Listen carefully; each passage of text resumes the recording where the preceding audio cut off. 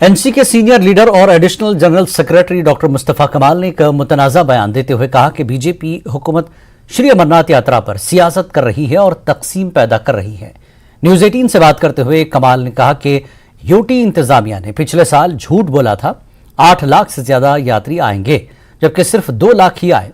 उन्होंने कहा कि यात्रा को इतनी तशहीर देकर मरकज आवाम में तकसीम पैदा कर रही है। 23 तारीख को इत्तेहाद यात्रा पर तबसरा करते हुए डॉक्टर कमाल ने कहा कि उनकी पार्टी इसकी हिमायत करती है, लेकिन इसमें शिरकत का हतमी फैसला पार्टी सदर करेंगे।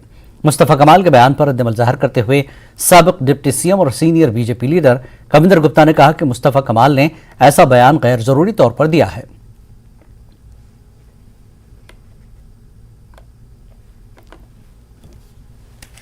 यात्रा को ये सियासी मुद्दा बना गए, इस यात्रा को सियासत के लिए कर रहे हैं। ये एक श्रद्धालु जो है वो इस शोर शराबे के बगैर भी पहुंच सकता है वहां। इतनी बढ़ चढ़ के इस पे बात करना, आप समझते हैं कि इस दिखावे का रद्द अमल जो आप कर रहे हैं कि आप उन यात्रियों के साथ हैं, ये सारा फेल हो जाएगा। यात्री आएंगे, यात्री आते थे, जिस तरीके से आते थे उस तरीके से आएंगे। आप बढ़ चढ़ के इसको आप सियासी मुद्दा बनाना चाहते हो, समझते हो कि इससे आपको वोट 4 और मिलेंगे, वो मिलेंगे नहीं। वोट 4 अगर मिले, इससे और 4 कम हो जाएंगे। क्या कर रहे हैं ये मिलिटेंसी का बहाना? कब किसने किया? पिछले साल भी यात्रा गई, बोला 8 लाख आएंगे, 2 ही लाख आए थे। यात्री को इस सियासत के जमेले में मत घुसेड़ो। मरकजी सरकार और खासकर बीजेपी ये इंतहाई गलत कर रही है। ये तफर्रुका पैदा कर रही है, नफरतें पैदा कर रही है। इन बयानात से, इन इक़दाम से जो उठाते हैं उससे सिर्फ नफरतें पैदा होंगी और उसका खमियाजा बीजेपी को उठाना पड़ेगा। गैर जिम्मेदाराना बयान है। ये आंकड़े किसी ऐसी जगह से नहीं लिए जाते, इसके लिए वगैरह रजिस्ट्रेशन होती है, उसके बाद लोग वहाँ जाते हैं, हर जगह इसकी गिनती की जाती है। तो इस प्रकार से कभी भी किसी भी बात पर हिंदू धर्म के तीर्थ स्थानों पर सवाल उठाना या सवाल खड़ा करना ये गलत है। बीजेपी सनातन के लिए खड़ी है, सनातन हमारी परंपरा है, तो मुझे लगता है इसमें इनको कोई तकलीफ नहीं होनी चाहिए। अगर वहाँ पर यात्रा बढ़ती है या सही तरीके से हम कहते हैं कि यात्रा बढ़ी है, तो इस पर टिप्पणी करने की जरूरत ही नहीं। इस दफ़ा भी उम्मीद है कि लाखों की संख्या में जो श्रद्धालु हैं वो इस दफ़ा आएंगे जम्मू में। क्या लगता है कि आपको कि ये पॉलिटिसाइज करने की कोशिश है खुद नेशनल कॉन्फ्रेंस की? बिल्कुल, हमने एक साफ सुथरा वातावरण, शांतिपूर्ण वातावरण जम्मू कश्मीर को दिया है। उसी का परिणाम है कि लोग ये जो मुस्तफा कमाल बातें कर रहे हैं, आज तक इतना टूरिस्ट क्यों नहीं आया जब जितना कि कश्मीर में आ रहा है। आज कश्मीर में टूरिज्म के कारण से कितने लोगों के पेट पल रहे हैं और एक अच्छा वातावरण वहाँ पर बन रहा है। तो शायद इनको ये शांति का माहौल पसंद नहीं आता, तो समय समय पर इस प्रकार की बातें करके लोगों को गुमराह करने का इनका एक तरीका है।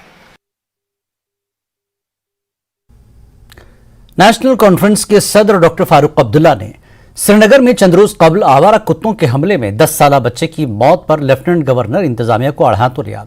उन्होंने सरकार को शदीद तनकीद का निशाना बनाते हुए कहा कि इतना दर्दनाक वाकया पेश आने के बावजूद सरकार टस से मस नहीं हुई। उन्होंने लोगों की खामोशी पर सवाल उठाया और कहा कि इस संगीन मामले पर भी कोई आवाज नहीं उठा रहा। फारूक अब्दुल्ला ने अखबारात पर भी सवालात उठाए।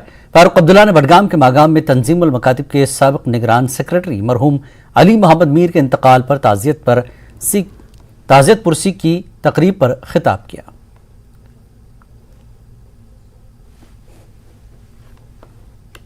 मालूम है कुत्ते भाग रहे थे उसके पीछे, इतना खूबसूरत बच्चा मैं बयान नहीं कर सकता। नाली में गिर गए, कोई बचाने वाला नहीं था। 13 दिन के बाद कल वफा पा। क्या गुजर रहे हो उसकी माँ बाप पे, क्या गुजर रहे हो बताइए। आपको अगर आपका बच्चा मर जाए क्या होगा? इससे बड़ी कयामत है। मगर ये सरकार टस से मस नहीं हो रही है। कुत्ते घूम रहे हैं, खा रहे हैं लोग।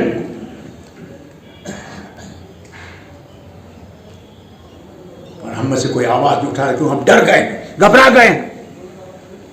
बातें करके इनके अखबार देखिए, बिक गए हैं। हमने अपने अपने इज्जत को बेच दिया है पैसे के लिए। कोई भी अखबार पर पूछा, हर सफे लेने का बकवास, झूठ। क्यों? क्योंकि हमें अल्लाह पे भरोसा नहीं, हमें शैतान पे भरोसा है। ये नहीं जानते कि रिज़्क देने वाला अल्लाह है, अल्लाह के सिवा कोई रिज़्क नहीं दे सकता। तो अल्लाह ताला रिज़्क बंद करे, अगर सो बादशाह के आसे आख कतले है कि तुम इस कब तक हम लोग नफरतें करते जाए? कब हम इस नफरत को फेंक देंगे?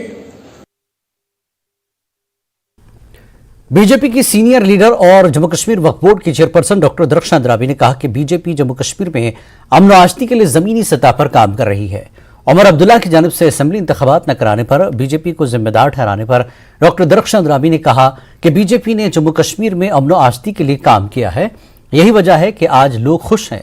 पुलवामा में द्राबी ने मीडिया के साथ बात करते हुए कहा कि इलेक्शन कराने का हतमी फैसला इलेक्शन कमीशन को लेना है।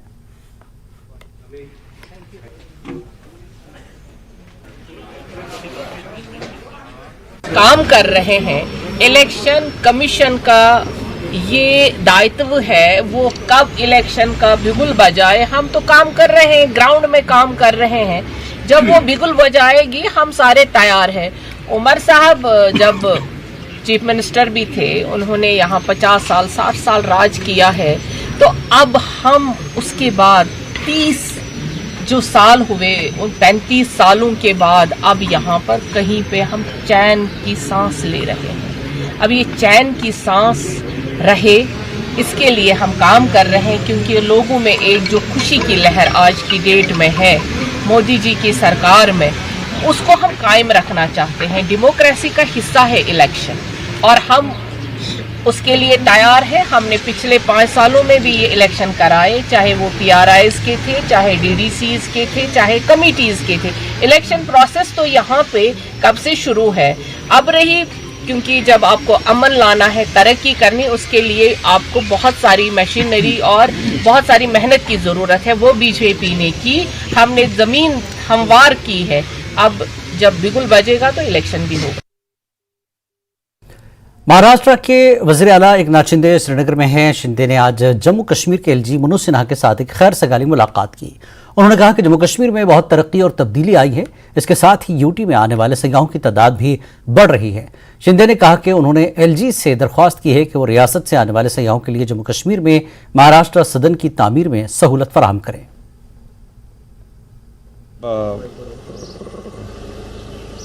वैष्णो देवी के दर्शन के लिए, दर्शन होने के बाद यहाँ श्रीनगर आया हूँ, और आज लेफ्टिनेंट गवर्नर मनोज सिन्हा जी से मेरी मुलाकात हुई। सदिच्छा भेंट है, हमारे ऐसे बहुत ही वेल विशर है, और श्रीनगर आया तो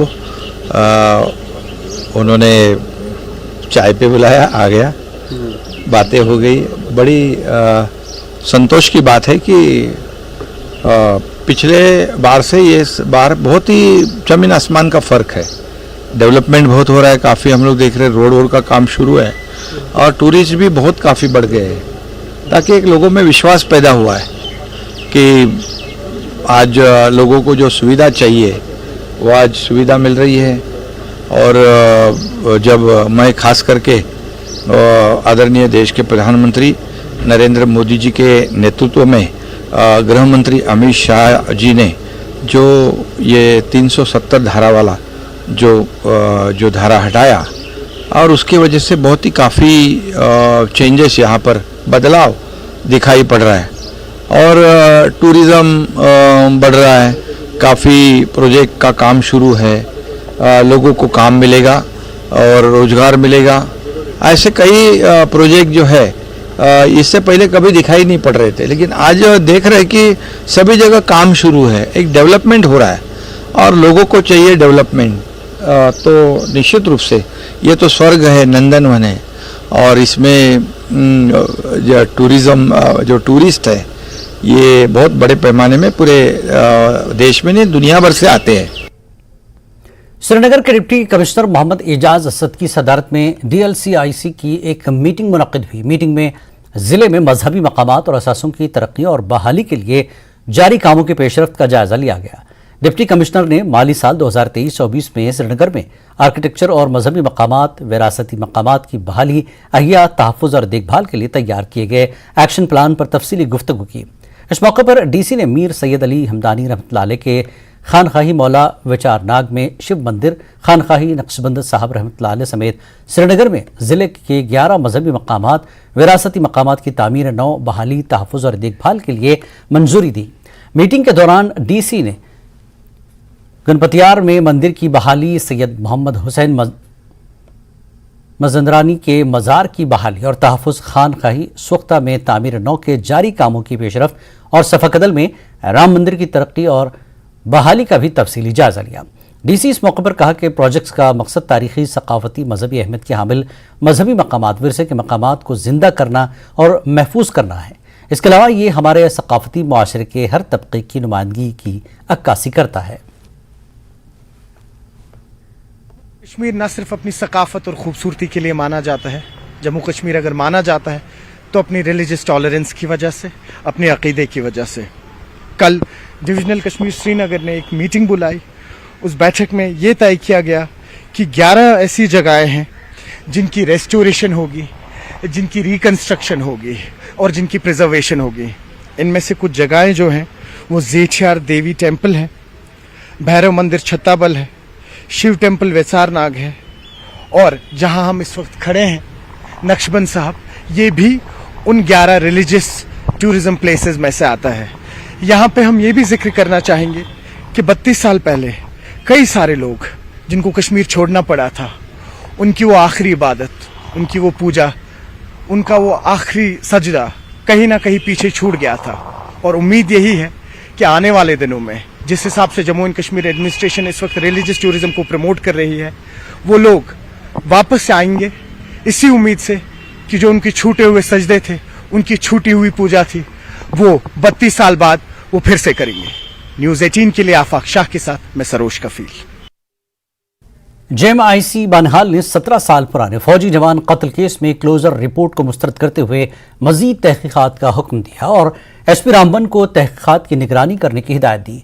judicial magistrate first class Banihal Manmohan Kumar ने कहा कि एक फौजी जवान के 17 साल पुराने कत्ल केस में पुलिस की तरफ से दाखिल करदा क्लोजर रिपोर्ट पर अदम इत्मीनान जाहिर किया है। फौजी जवान साल 2006 में सेंट्री पोस्ट में मुर्दा पाया गया था।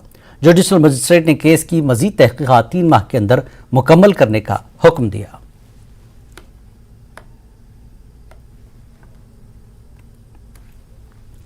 पुंछ शहर के वार्ड नंबर 12 मोहल्ला अल्हापीर में फौज और SOG की जानब से अभी सर्च ऑपरेशन शुरू किया गया है, जिसमें सिक्योरिटी फोर्सेस के जवानों की बड़ी तादाद इलाके में सर्च ऑपरेशन कर रही है। इत्तलात के मुताबिक सिक्योरिटी फोर्सेस को जानकारी मिली कि किसी ने घर में कुछ मशकूक अशिया छुपाई हैं, जिसके बाद ही सिक्योरिटी फोर्सेस ने पूरे इलाके को घेरे में लेकर सर्च ऑपरेशन शुरू कर दिया है।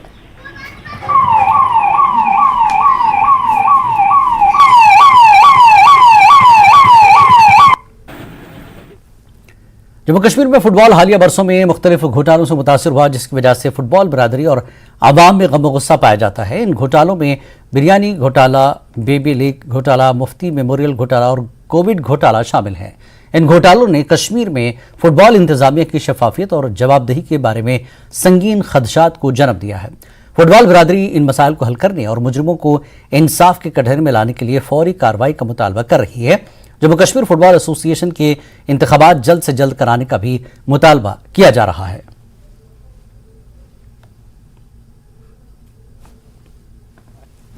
National and international footballers forum को रिप्रेजेंट कर रहा था आज के प्रेस कॉन्फ्रेंस में। सो मकसद हमारा यही है, जो फुटबॉल हमारा इफेक्ट हुआ है कई सालों से और जो अनकॉन्स्टिट्यूशनल यहाँ पे कुछ चीज़ें हो रही थी फुटबॉल में, उससे रिलेटेड ऑलरेडी हमने एक मुहिम शुरू की थी आज से 2 साल पहले, और जिसका हमें थोड़ा एक फ़ायदा भी मिला, जैसे 5:1 डायरेक्ट मेंबर्स का वोटिंग राइट्स जो है, जो भी वायलेशंस हुई थी, तो उसको फिर जो हमारे जो स्टेट स्पोर्ट्स काउंसिल ने उसको देखा, उनको परखा, तो उस चीज़ों की वजह से वो चीज़ें नहीं इसमें कंटिन्यू हो पाई। बट द थिंग इज़ कि अब हमारा जो इलेक्शन प्रोसेस था वो डिस्ट्रिक्ट से शुरू करना था और डिस्ट्रिक्टों के बाद हमें जो मेन बॉडी था उसका इलेक्शन है। तो मेन बॉडी इलेक्शन के लिए हम वही चीज़ डिमांड कर रहे हैं कि फेयर और ट्रांसपेरेंट तरीके से हो। बीजेपी की जानिब से मुल्क भर में मनाए जा रहे मोदी के 9 साल बेमिसाल के हवाले से पुलवामा के टाउन हॉल में भी एक तकरीब मुनक्किद हुई। बीजेपी की सीनियर लीडर और जम्मू कश्मीर वक्फ बोर्ड की चेयरपर्सन डॉक्टर दरख्शां अंद्राबी की सदारत में मुनक्किद हुए प्रोग्राम में पार्टी कारकुनान के अलावा मुख्तलिफ सरकारी स्कीमों से मुस्तफीद हुए अफराद ने भी शिरकत की। प्रोग्राम में पार्टी के जिला सदर पुलवामा लतीफ़ अहमद भट्ट और सीनियर लीडर सजाद रना के अलावा डीडीसी मेंबर अवतार सिंह भी मौजूद थे। इस प्रोग्राम में डॉक्टर दरख्शां अंद्राबी ने सरकारी स्कीमों से मुस्तफीद हुए अफराद के साथ तबादला ख्याल किया। अंद्राबी ने कहा कि बीजेपी हुकूमत ने सरकारी स्कीमों की अमलावरी जमीनी सतह पर की है, यही वजह है कि सरकारी स्कीमों से मुस्तहक अफराद ही मुस्तफीद हो रहे हैं।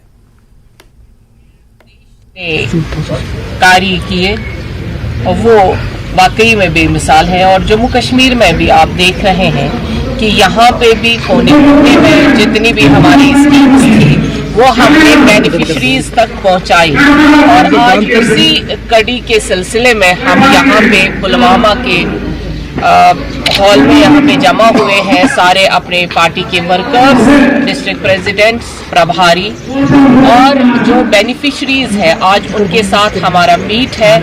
हमने जिन्होंने हमारी स्कीम उससे फ़ायदा उठाया है और जहाँ तक हम पहुँच पाए हैं, हमारी सरकार पहुँच पाई है निचली सतह पे, यानी अंत्योदय लास्ट जितना हमारा नीचे सतर पे हमारे लोग हैं उन तक पहुंचना हमारा फर्ज है और इन स्कीम्स के तहत हम उन तक पहुंचे।